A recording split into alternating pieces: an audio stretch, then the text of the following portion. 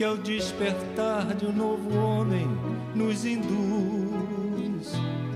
Te conclama, irmão, de última hora, a ingressar nesta seara de luz. Te conclama, irmão, de última hora. Muito bom retornar a essa casa. Eu tenho vindo para fazer trabalho com o evangelizador e eu acho que é a primeira vez para a palestra. E que bom que vocês hoje tiveram a Sueli, maravilha, Sueli é sempre muito bom.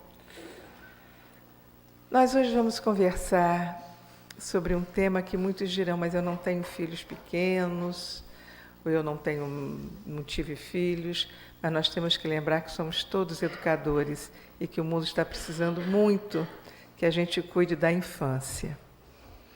A minha vida tem sido muito dedicada a essa tarefa da evangelização, a tarefa da família, e por conta disso, muitas vezes eu tenho andado em outros locais, daqui, fora daqui.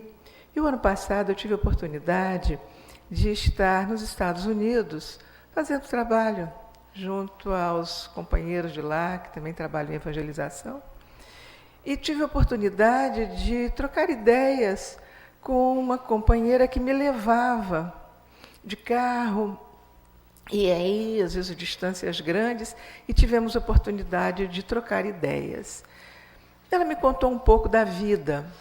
Brasileira, casada com brasileiro, teve os filhos quando eles estavam bem pequenininhos, ela tem 4 filhos, e quando eles eram bem pequenininhos, eles foram de vez para os Estados Unidos, não voltaram mais. Os filhos hoje já estão na faixa de 14, 15, 16 anos.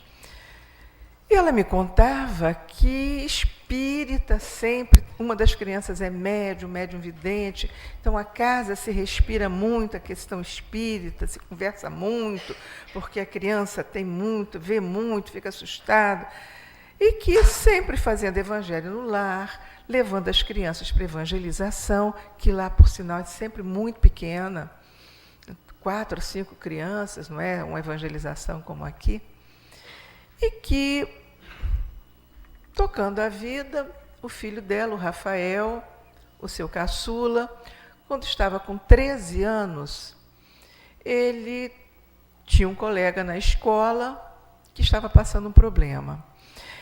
E a gente tem que lembrar que nos Estados Unidos a escola é absolutamente laica, não se pode falar nada de religião. E eles não têm mesmo, se na família não tem, eles não têm contato nenhum com religião. Os pais do garoto, do amigo do Rafael, estavam se separando. E o menino estava muito revoltado.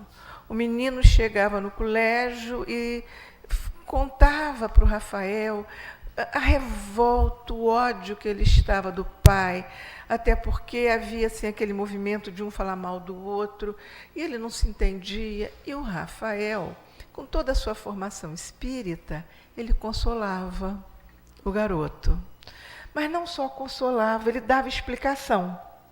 Ele começava a dizer, não, mas se você veio junto com esse pai e com essa mãe, e se eles estão passando por isso, você deve ter uma relação com eles. O garoto não entendia nada.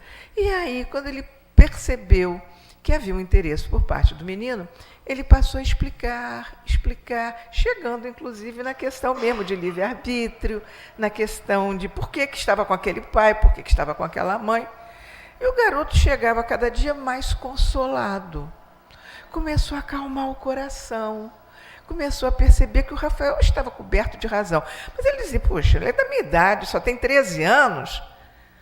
E aí a pergunta, né? Como é que você sabe essas coisas?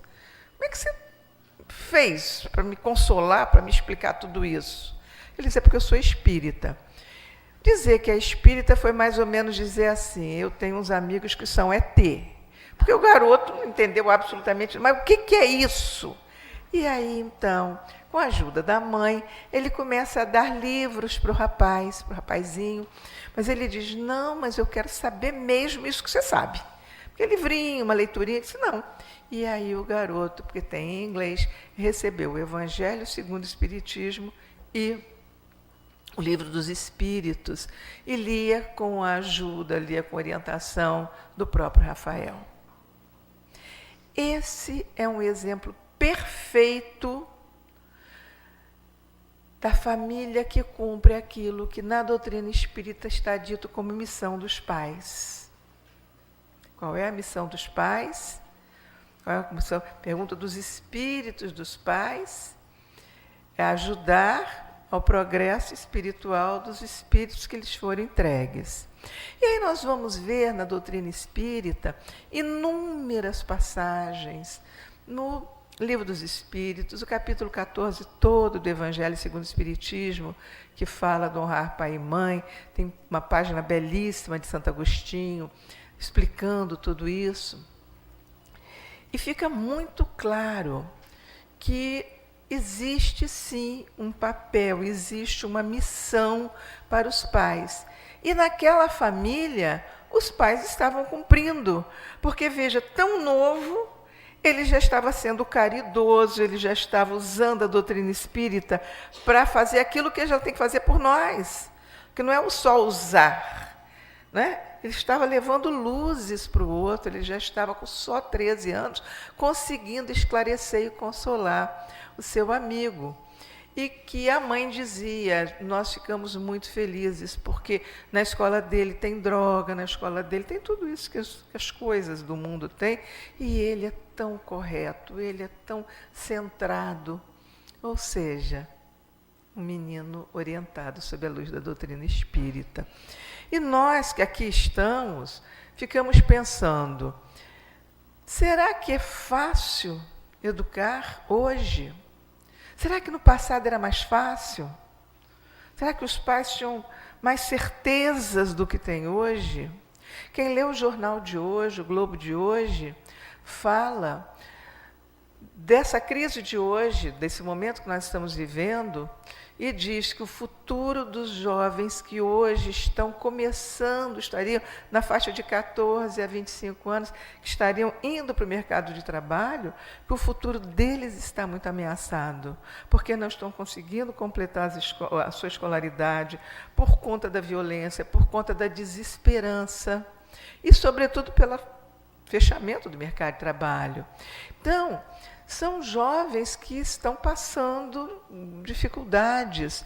Mas, por outro lado, nós também temos, no mundo de hoje, tanta distração, tanta coisa para distrair, né? Todos nós, inclusive os jovens, que muitas vezes é muito fácil desviar, muitas vezes é muito fácil sair por outro caminho. Mas nós somos os adultos que Deus colocou na Terra nesse momento. No passado, e não precisa ser um passado muito remoto, eu costumo perguntar aos evangelizadores, imagino que tem alguns aqui, eu pergunto, você consegue perceber quando foi que começou a ter uma grande mudança na evangelização? Com os meninos? É coisa de 8 anos atrás? Não. É coisa de 5 anos atrás? Não. É agora. É agora. A mudança vem com a tecnologia digital, vem com essa facilidade que hoje nós temos de encurtar distâncias, de favorecer as relações. Então, é um mundo muito diferente. Mas o papel dos pais continua o mesmo, o papel do educador continua o mesmo. E quando eu falo pai, claro que no Evangelho, no Livro dos Espíritos, fala literalmente de pai e mãe. Mas são aquelas pessoas que estão próximas, aquelas pessoas que estão encarregadas mesmo da educação. Um dos fenômenos que hoje nós encontramos na sociedade é uma mudança radical no modelo de família. Muitos de nós aqui, talvez a maioria, somos fruto do que se chama de família intacta. O que é a família intacta? O pai, a mãe, os filhos deste casamento que seguem junto pela vida fora até o final da vida dos pais. Esse modelo, meus queridos, não existe como maioria no Brasil hoje. A última pesquisa do IBGE mostrou que não chega a 50% esse modelo. Quais são os modelos? Todos os outros. Família na linha matriarcal, é a avó, é a mãe, são as crianças, ou a avó com as crianças, mais raramente o avô com as crianças, é a mãe com as crianças sem a avó, o pai com as crianças, os casamentos múltiplos, que a gente chama de família mosaico, os meus, os seus e os nossos. Temos que nos adaptar a essas situações. Os casamentos com o casal homoafetivo estão aí, legitimados, inclusive.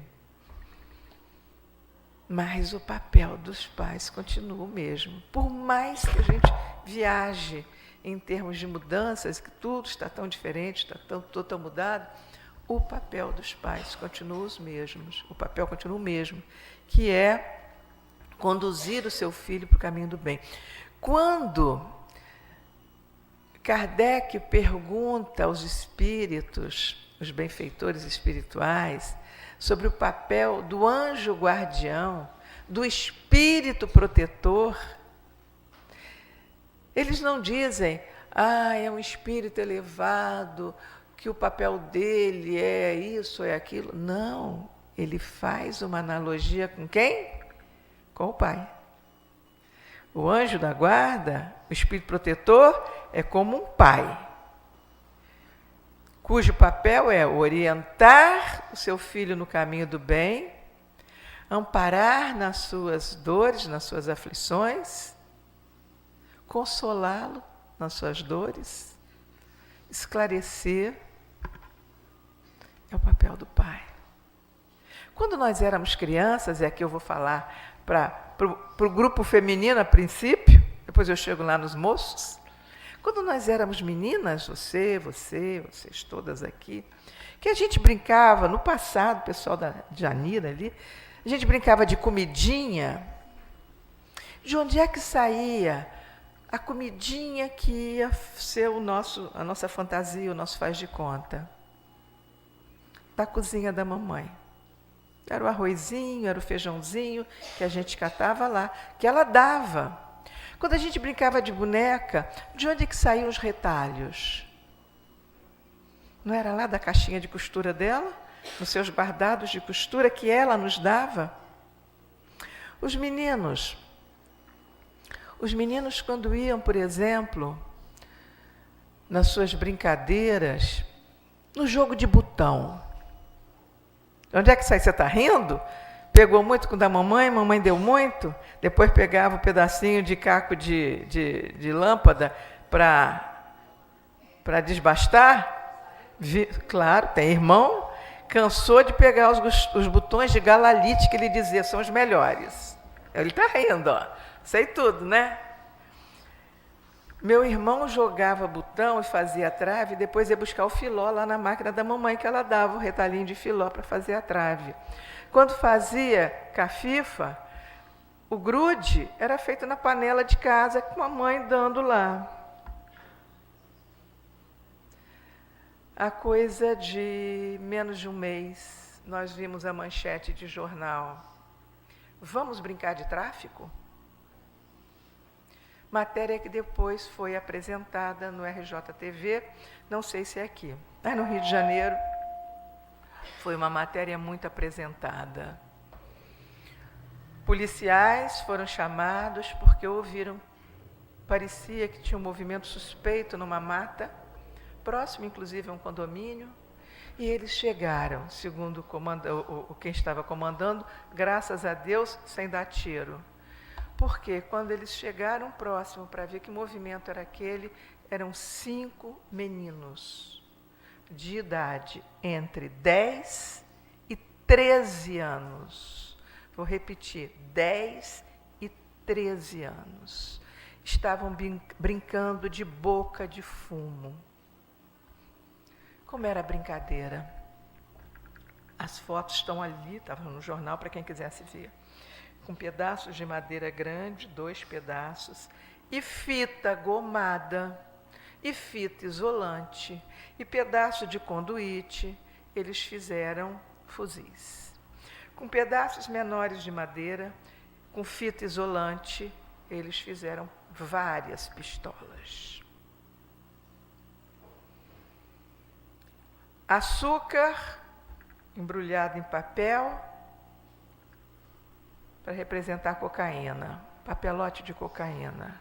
Chocolate dobradinho, papelote de maconha.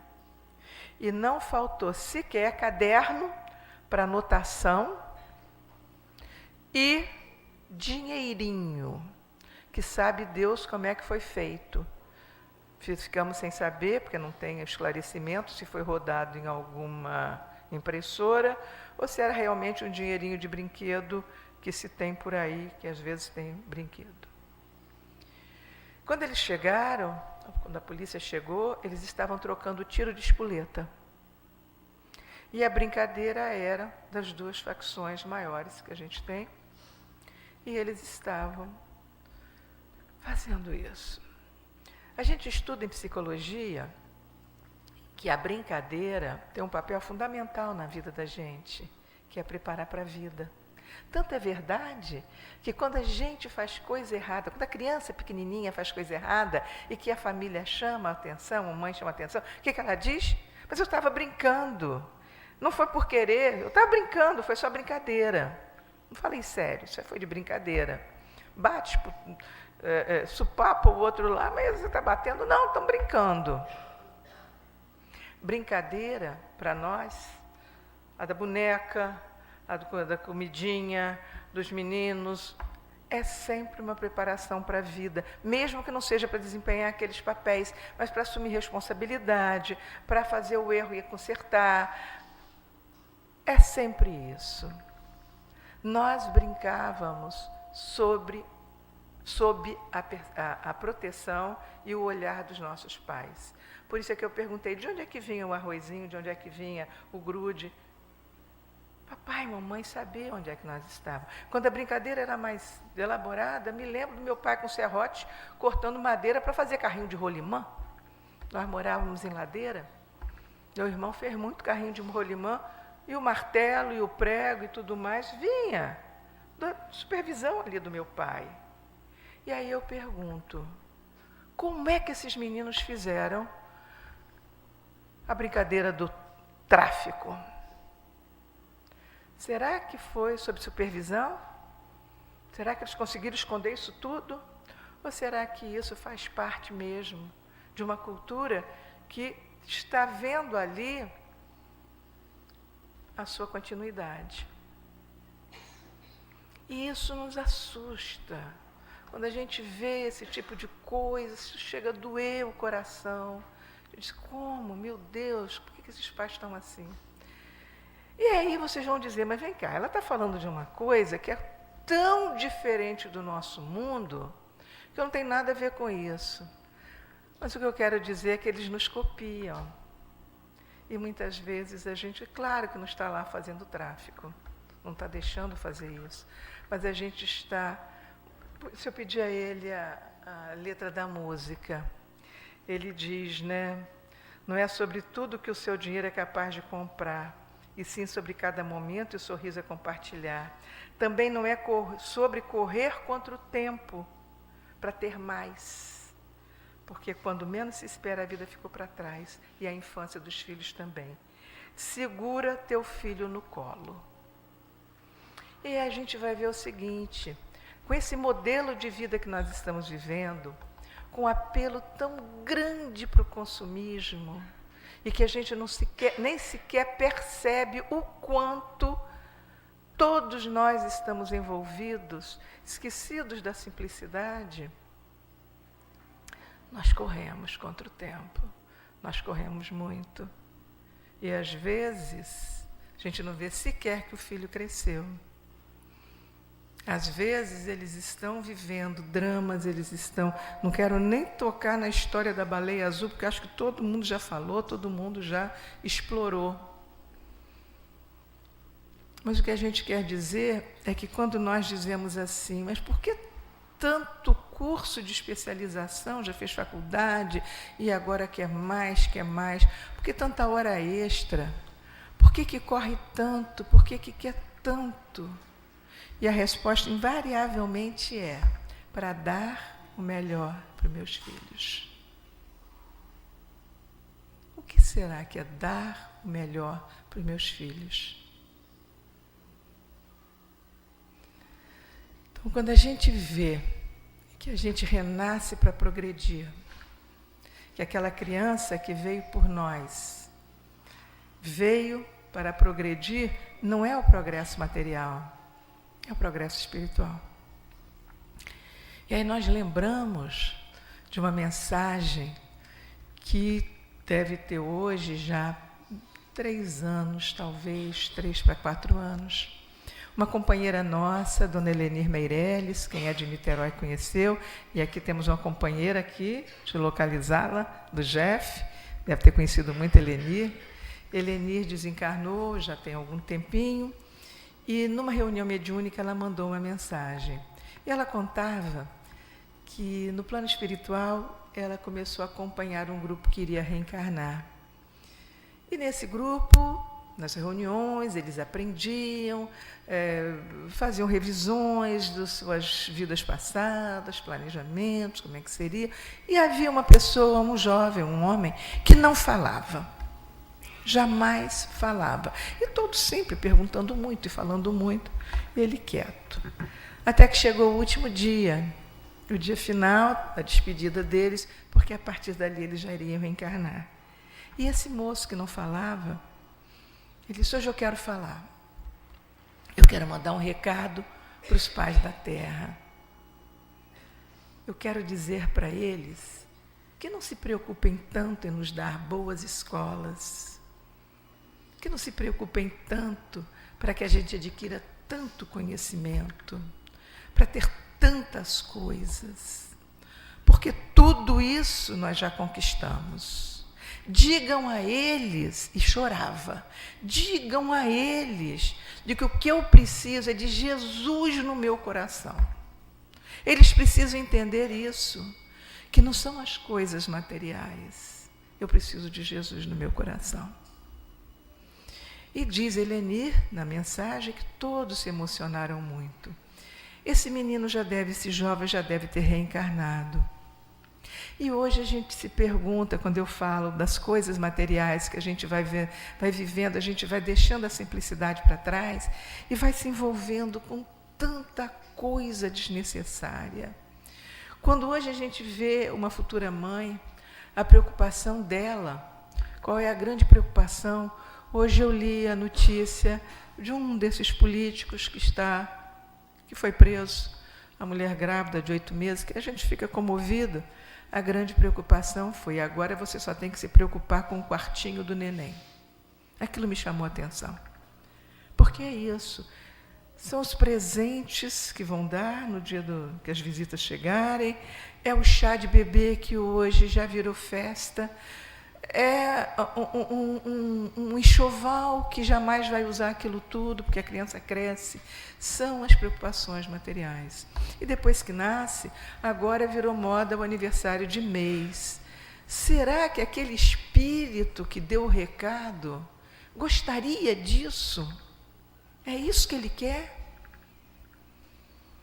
Que a gente se preocupe tanto com essas coisas materiais. Quando ele fala de boas escolas, não que a gente não vá dar, mas a grande preocupação é só o sucesso, são as boas notas para poder entrar, fazer um bom Enem, para poder fazer uma boa carreira. Para quê? Para ganhar muito dinheiro. E com isso se massacra os filhos, numa idade, às vezes, que eles estão precisando tanto de amor e de carinho. Com 13 anos, com 14, com 15 anos, aquela coisa, não, lá na frente vai ter o Enem, tem que estudar. E aí começa a esgarçar as relações. Tanto sofrimento, tanta coisa inútil. E a gente se pergunta: foi para isso que nasceu? É esse o nosso papel? Diz o homem lá: eu preciso de Jesus no coração. Possivelmente, o que fez ele falhar na outra vida foi exatamente isso. E a gente vai de vida em vida cada vez mais se afastando. Que lindo que vocês estão aqui. Que maravilha que estão. Essa casa, sempre que eu venho, tem jovem fazendo prece, lendo página. Eu fico extremamente comovida. Porque é isso. É trazer o jovem para a casa espírita, é trazer a criança para a evangelização. É permitir que estejam juntos no Evangelho do Lar. É formar esse espírito. Porque o que a gente percebe é que, com essa nossa busca pelos bens materiais, nós estamos muito afastados. Esse livro que eu estou lançando, ele é fruto de artigos que eu escrevo.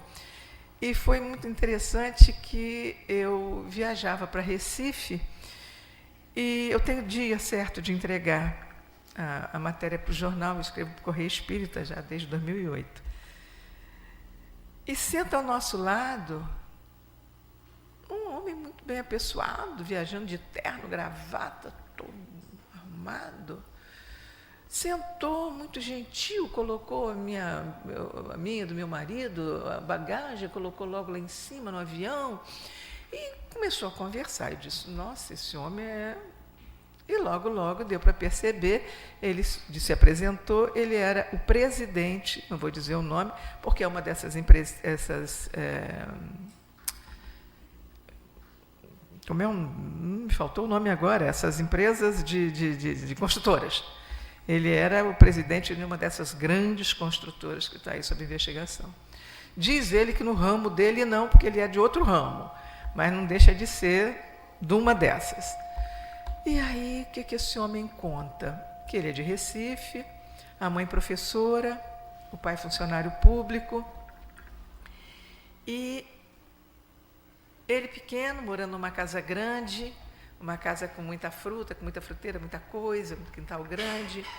Ele um dia está chupando manga, pequeno ainda, garoto com 9 anos, e quando ele termina de chupar manga, a mãe diz assim, meu filho, pega o caroço e vai plantar lá no quintal, arranja um canto lá para você plantar uma mangueira para você.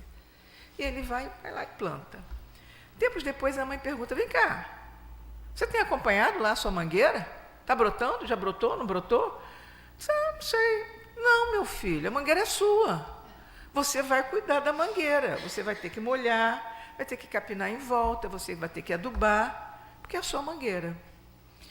E assim ele fez, e ela sempre cobrando, professora, educadora, vá cuidar da sua mangueira. E ele disse, o tempo passou, eu cuidei da mangueira, e ainda vivia naquela casa, e quando eu estava rapazinho, eu tive a oportunidade de chupar manga da mangueira. E aí a minha mãe disse, sabe o que é, meu filho? É que nessa vida, para desfrutar das coisas, tem que cuidar. Para colher, tem que plantar, mas não basta plantar, tem que cuidar. É a grande lição da mãe em relação aos filhos. E aí, na conversa, ele continua. Essa lição da minha mãe foi talvez a coisa mais importante que aconteceu na minha vida em relação a ela. Porque eu levei para o resto da vida. Eu fiz faculdade, eu fui ser engenheiro, eu muito cedo me formei, consegui um bom emprego, já estou nessa empresa, eu fui chegando, hoje eu estou com 50 anos e já sou presidente desse setor. Vou muito a São Paulo, estou voltando de São Paulo agora, venho muito aqui ao Rio. E quando chego em casa, eu faço questão absoluta de ouvir os meus filhos, de reunir todos eles sem o celular. Nós sentamos para fazer as refeições juntas, eu converso, eu explico. E uma das coisas que eu mais me preocupo é que eles tenham cultivado o coração no bem. Então, eu mostro para eles que não é o fato de ter dinheiro que nos faz superiores aos outros. Eu mostro para eles as dificuldades da vida. Eu mostro para eles a importância de se doar um pouco, de doar um pouco de tempo. E eu dou o exemplo. E aí eu fiquei imaginando, eu digo, que coisa bonita, de um grande empresário, de um homem muito rico, um homem muito poderoso, e que tem tanto cuidado com seus filhos, que eu quero mostrar o seguinte, que independe do nível social. É o nosso papel. É esse papel de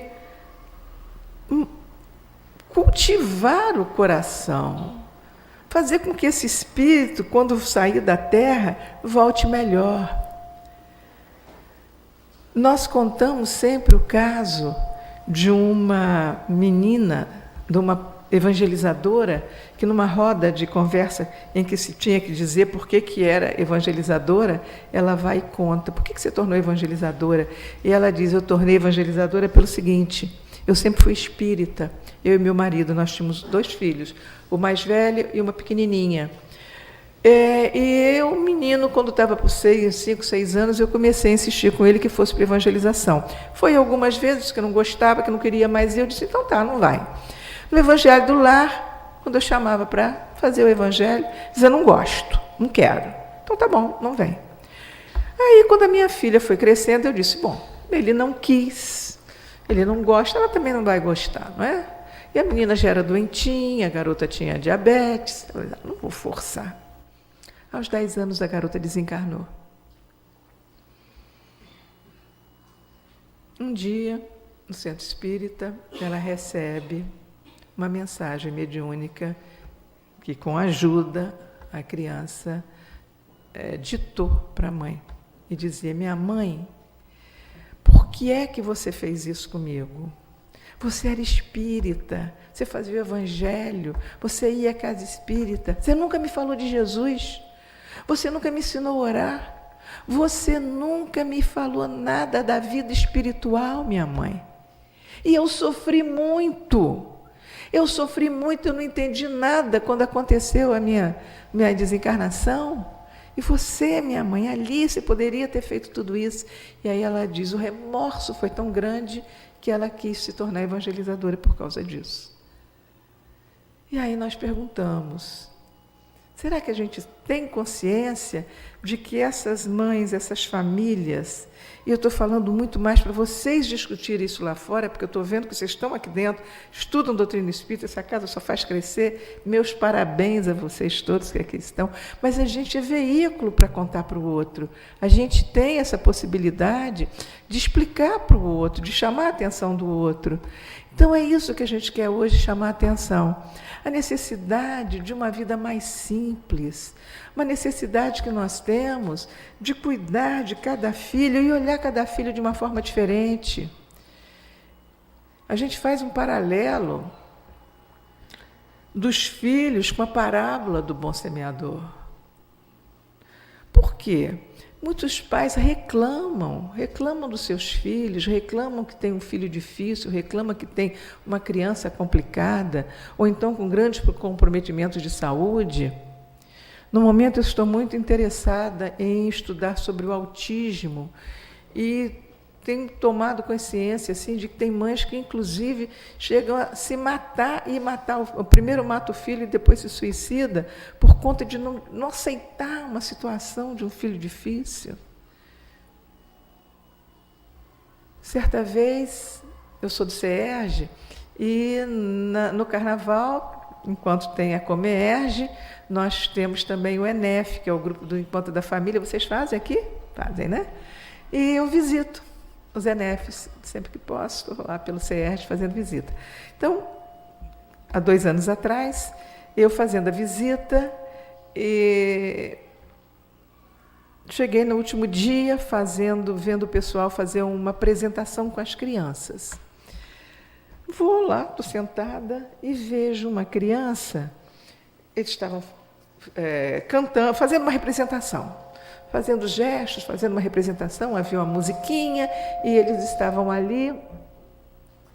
E havia um menino, da idade de todos eles, devia ter mais ou menos uns 6 anos, que tinha um dinossauro na mão e não parava de rodar o dinossauro, E eu devo ter olhado com muita intensidade para o menino, porque eu vi alguém bater nas minhas costas e dizer, Lúcia, aquele do dinossauro é meu filho, autista.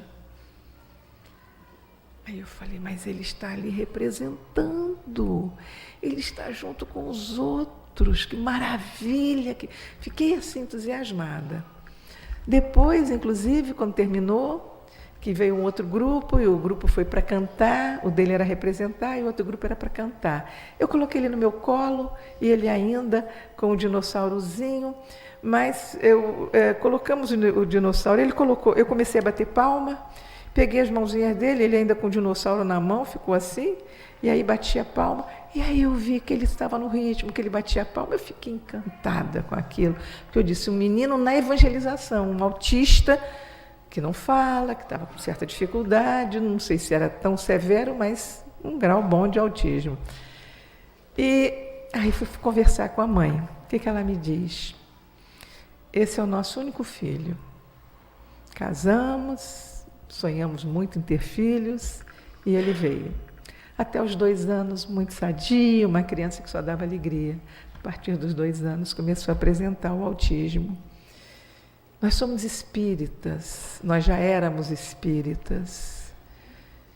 Claro que no início a gente sofre muito, mas depois, lendo a doutrina espírita, lendo os evangelhos, eu me dei conta de que, por alguma razão, Deus havia me mandado esse espírito.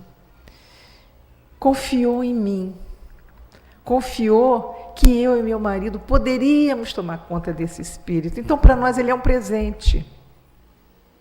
É um filho maravilhoso. É o desafio da nossa vida. E veja, aqui na Casa Espírita a gente conseguiu isso que a escola, de um modo geral, não consegue. Esse é aquela semente que, ainda que tenha um problema, caiu no solo fértil. Mas nós temos aqueles que, porque vem de vidas passadas, em que foi sempre descrente, foi sempre ateu. Por mais que você fale, por mais que você chame para a casa espírita, que queira levar para a evangelização, é aquele que caiu na margem do caminho. Não vai. Temos aqueles outros que, aparentemente, né? Vamos e tal, até diz que gosta, mas é tudo tão superficial, né? Aquela sementezinha que está ali, né? Bem em cima, e o passarinho vem e come, ou então não vai crescer mesmo porque vem o sol e queima. Com esse também é mais complicado. Tem um filho que nasce lá no espinheiro. Esse é o nosso desafio. Porque o outro é fácil. Solo fértil são os amigos, os espíritos que reencarnam na mesma família, são aqueles que a gente prometeu que vem junto, que vem para ajudar. Isso é uma maravilha. Mas quem é aquele filho do espinheiro, gente? A semente nasce, o solo é bom, porque nasceram os dois. Nasce, mas os espinhos abafam. E hoje tem muito espinho, tem muito espinheiro. E quando os pais estão correndo atrás do conforto material para dar cada vez mais aos filhos, os espinheiros estão crescendo, os espinheiros estão vindo. E quando ele acorda já é tarde, já abafou. Então são essas reflexões que a doutrina espírita nos mostra e que vale a pena a gente olhar. No livro Céu e Inferno, no Código da Vida Futura, Código Moral da Vida Futura, no item 21, Kardec vem trazendo sobre as consequências. Se você faz isso, você é responsável por aquilo, e você vai ter esse resgate, vai trazendo, até que chega nessa questão. E aí ele diz: ninguém irá pagar pelos erros cometidos pelos outros, por outra pessoa. Ninguém paga pelo erro alheio. Que bom! Que bom! Ninguém paga pelo erro alheio. Vírgula. Continua. A não ser que o outro tenha errado pelo seu mau exemplo. Sério isso. Então vejam, Não basta só levar para o caminho do bem, não basta só dizer o que é para fazer. Você tem que ser exemplo para os seus filhos. E aí a gente vê quanta agressão que a gente faz gratuito, quantas vezes a gente está criando um clima tão pesado dentro de casa, quantas vezes a gente é absolutamente intolerante, quantas vezes a gente está fazendo concessão a coisas extremamente sérias sem perceber. Por exemplo, espíritos que desencarnaram pelos vícios. Então, o vício da bebida. E quanta gente acha que não tem nada demais brincar, às vezes até na chupetinha, botar um pouquinho de vinho, botar na boca da criança para ver ela fazer careta e rir, todo mundo ri. Ou então, você não sabe se ali tem alguém que voltou, foi trabalhado no plano espiritual, recebeu orientação para sair disso. E você abre, então, tomadas, ligações para que isso aconteça. Quantas de nós vemos e convivemos com mães que embonecam as crianças, que todo dia tem coisa nova, todo dia tem roupa nova, todo dia tem enfeite de cabelo, tem caixas de enfeite de cabelo, tem tudo, é boneca, é uma verdadeira boneca, toda vaidosa, toda empavonada, que quando agora estão com selfies da vida, já faz gestos, já faz isso, já faz aquilo. Vaidade, vaidade, vaidade. Quantos de nós, muitas vezes também com as meninas, deixamos que desenvolva a sensualidade? E toma de batom, e toma de enfeite, e toma de mais isso, sainha curta, e aquela dança daqui, a dança dali, todo mundo acha uma gracinha. Nós não sabemos o que estão aí ligados. Então, o exemplo. Então, exemplo de dignidade, exemplo de... Hoje eu vinha no carro com meu marido, a gente mora em Niterói, viemos só para aqui mesmo, né? E estávamos comentando dessas figuras que estão indo para a cadeia. E a gente diz, mas eu não consigo imaginar fulano, um médico sanitarista, que foi ministro, mas que pode estar lá. E o outro. Eu digo, então qual é o nosso maior patrimônio? O que a gente tem de melhor que vai levar?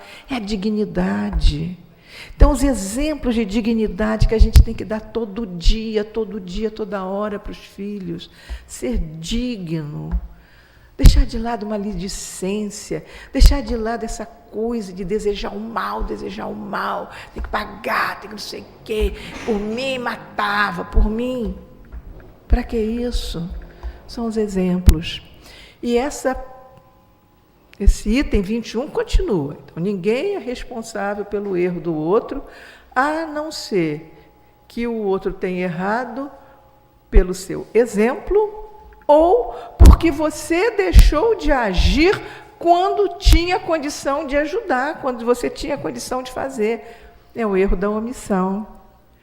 Quantos e quantos a gente vê que estão cuidando da faculdade, estão cuidando do emprego, estão cuidando do pilates, estão cuidando da corrida, estão cuidando de não sei mais o quê, e os filhos estão ali e você está omisso, não está vendo o que está acontecendo, você não está percebendo o que está ali do seu lado.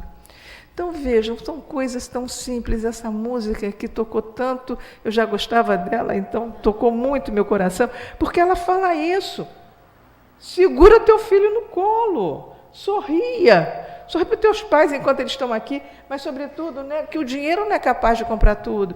Então vejam, os grandes momentos, se eu perguntar para vocês aqui agora, fechem os olhos e lembrem de coisas boas com seus pais. Será que essas coisas boas têm a ver com bens materiais?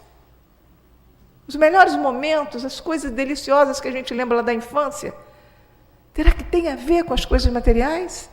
Ou são aqueles momentos que o papai sentou do lado para ajudar no dever? É aquele dia, eu me lembro assim, eu tenho um livro chamado Nos Olhos da Verdade, que não é nem espírita, mas é um livro sobre família. E, primeiro, que eu fiz o livro em homenagem mesmo ao meu pai e à minha mãe. E segundo, há um capítulo em que eu conto nos detalhes detalhes. Eu já escrevi já depois de 50 anos de idade. Então, me lembro, assim, o dia do exame de admissão, papai me levando até a escola, coisa que não era comum. Eu sou de cidade do interior, a gente andava sozinho. Eu ia para o colégio sozinho, todo mundo, em Cachoeira de Itapemirim, na década de 50, imagina. Eu saía de casa, eu, meus irmãos, todo mundo junto, ia para o colégio, voltava para o colégio. Dia do exame, papai na porta, me perguntando como é que foi. Eu disse, tinha uma questão lá que eu acho que eu errei. Depois as meninas disseram qual era a resposta. Eu disse, o que foi, minha filha? Eu disse, estava lá o sinônimo de cura. Eu botei cura, né, de voltar a ter saúde, mas não era não, disseram que era padre. E aí papai disse, claro, minha filha, cura é pároco. Pároco. Eu digo, que pároco? É o que, padre? Veja, uma menina fazendo admissão, meu pai falando, meu pai me ajudando. O dia que comprou o dicionário, ele chegou e disse, esse negócio aqui tem todas as palavras, e a filharada em volta, querendo ver o que é, papai, como é que é? Diga uma palavra. Eu disse, tapete. Olhei para o tapetinho, disse, tapete. Foi lá, abriu no T. Isso eu trago na memória. Desse pai presente, dessa mãe maravilhosa que fazia as nossas vontades, brincava com a gente. Me lembro, por exemplo, me perdoem falar tanto assim de mim, mas eu acho que são as minhas memórias, são as de vocês também, aprendendo a nadar, com medo, e ela com as mãos estendidas, vem, vem, vem. E aí a gente se lançava, porque sabia que tinha aquelas mãos ali na frente. Não tem nada a ver com aquilo que se compra. Então, a mensagem é essa. Passar mais tempo com as crianças, com os jovens. Dar aquele tempo para ele se abrir, para ele contar, para ele dizer o que está acontecendo. Nós estamos tendo muito suicídio, porque a mídia não pode noticiar. Nós estamos tendo muita depressão em jovem. As próprias redes sociais, que são coisas que vieram, né, para encantar todo mundo, a gente fica assim, ai, que coisa maravilhosa você poder... Hoje, ouvi uma pessoa dizer, fez uma operação e um pontinho lá, ela achou que não estava muito bom, o médico diz, fotografe e me manda. Ela diz, meu Deus, em um segundo eu fotografei e mandei, não precisei ir no consultório. Que maravilha! No entanto, nós temos estudos que mostram que se as redes sociais, sobretudo o Facebook, coisas do tipo, o motivo para entrar tem a ver para manter as amizades com aquelas pessoas que você já mantém, aquilo é uma maravilha. Mas se você já é excluído dos grupos, se você já não tem uma autoestima grande, alta, elevada, se você percebe que as pessoas não gostam muito de você e você tenta entrar, é um verdadeiro suplício, porque é uma caixa de ressonância. Aquilo que você tinha impressão de que você não era muito popular, agora você não tem mais dúvida, não. Porque agora vira certeza, porque tudo que você faz fica assim. E aí a gente recomenda, vocês que são jovens, né, na casa espírita, que seja um momento do acolhimento à juventude, à mocidade, que se use as redes para trazer aquele que é o esquisito, aquele que não fala com todo mundo, aquele que é mais pobre, aquele que é mais feio, segundo os critérios, anda mais mal vestido, porque tem muita dor, tem muito sentimento de exclusão. E eu não estou falando nem de doenças, de desvios, de nada. Estou falando simplesmente de corações que estão tendo dificuldades, de pessoas que não conseguem se relacionar com os outros. Então, nós temos a doutrina espírita, nós temos o Evangelho, que nos diz, né, como é importante que se olhe o outro, e em especial aquele que Deus te mandou. Santo Agostinho, ele fala, ó espíritas, compreendei o grande papel da humanidade. E aí eu vou fazer um parêntese. Quando a gente estuda sobre por que é que a gente reencarna, a resposta é para o melhoramento gradativo, progressivo da humanidade. Então, cada pai, cada mãe é esse elemento que vai fazer esse progresso. Então não adianta a gente reclamar que está ruim. E o que você está fazendo para melhorar? Botou um filho no mundo? Então cuida. Então Santo Agostinho diz: espírita, compreendei o grande papel da humanidade, compreendei que quando se gera um corpo, o espírito que nele reencarna vem do espaço para progredir. Facei todo o seu esforço, aplicai todas as suas energias para aproximar de Deus essa alma. É essa a tarefa, aproximar de Deus essa alma. E continua dizendo: a cada pai, a cada mãe, Deus perguntará: que fizeste do filho que foi confiado à vossa guarda? E mais adiante, ele nos deixa relativamente tranquilos, porque ele diz: se você cumprir com seu papel, se você encaminhar para o bem, se cumprir aquilo que está sendo esperado de você, você terá a alegria de, primeiro, ver que você colaborou para o progresso do seu filho. E não tenha dúvida que o primeiro beneficiado será você. Porque quando a gente leva a luz a alguém, essa mesma luz nos ilumina.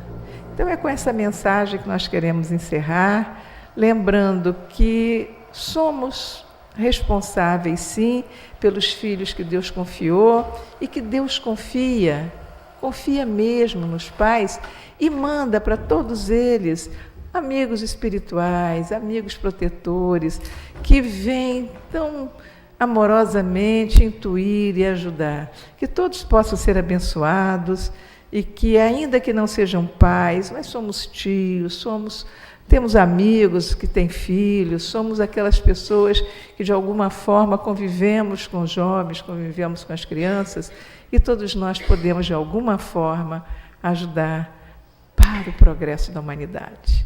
Muita paz a todos, que possam retornar aos lares de vocês, guardando a paz no coração. Muito obrigada pela atenção. Obrigada.